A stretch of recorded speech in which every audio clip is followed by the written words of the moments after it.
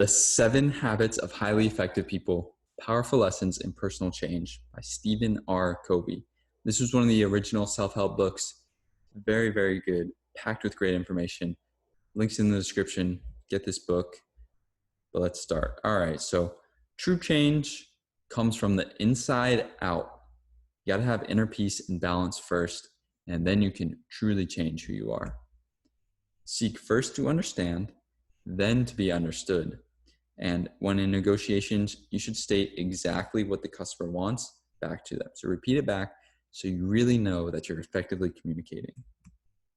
Synergy. 1 + 1 = 3, at least when there's high trust and high communication. Because interdependence is the highest form of living, and it's the most mature one too. So instead of saying, oh, I can do this all myself, no, you should hire out somebody else who's an expert in that, does it better than you.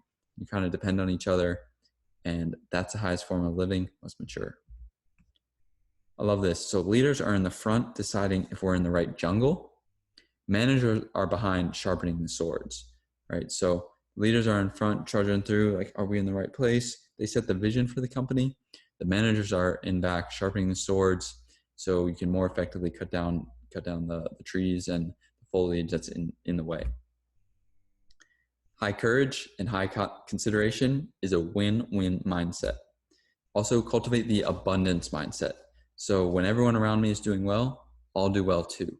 A lot of people don't have this mindset. They think, oh, if everyone else is doing well around me, then that means I'm not doing as well. But no, if everyone's doing well around you, then you'll be brought up to their level inevitably. So the circle of influence. Work on things that are only in your circle of influence. Only work on things that you can really control.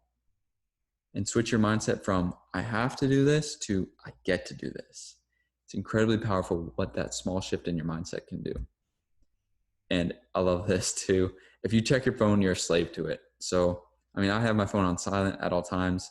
I only check it at certain times throughout the day. So I'm not a slave to it, but if you check it every single day, not every single day, every single hour, every single minute, then you're most definitely a slave to it. Especially if you have ringtones and stuff on, vibration. If you check it and you have vibration on, what are you doing? So reactionary versus proactive. So react to your circumstances or create your own circumstances. You definitely want to be proactive. That's a big thing with not checking your phone first thing in the morning, setting your morning routine, being proactive, creating your own circumstances rather than having a bunch of messages, a bunch of emails, and having to react and respond to each one of those. Be proactive, create your own routine. And there's a gap between stimulus and reaction.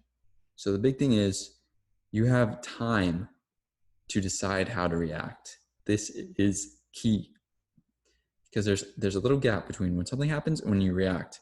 And if you meditate and do mindfulness and practice mindfulness, you'll realize this. And you'll start to realize during everyday conversations and stuff, sometimes that you kind of snap.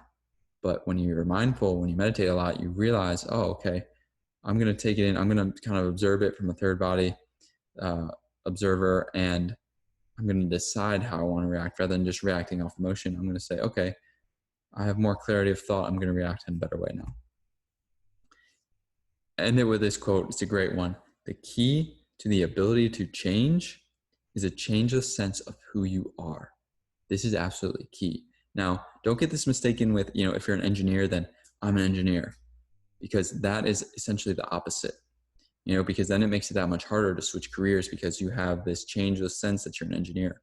But if you define yourself on a broader scale, say, I'm a problem solver, then, from an engineer, you could become a computer scientist. You could become essentially anything because you're a problem solver, not just an engineer. So that's the key to the ability to change, is have a changeless sense of who you are, but a broad sense.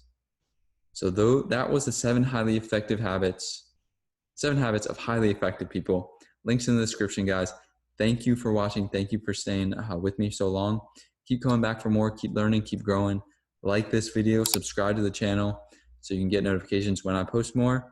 Share with everybody possible, guys. Thank you. Have a good day. So lifelong learning and reading books is just one part of Sticky Habits University and Discipline 101. Imagine kicking all your bad habits to the curb. And imagine how successful you'd feel after implementing 10 new healthy habits. After enrolling in Discipline 101, my new course, that's how you'll feel every single day. Living like this changed my life. Go check it out.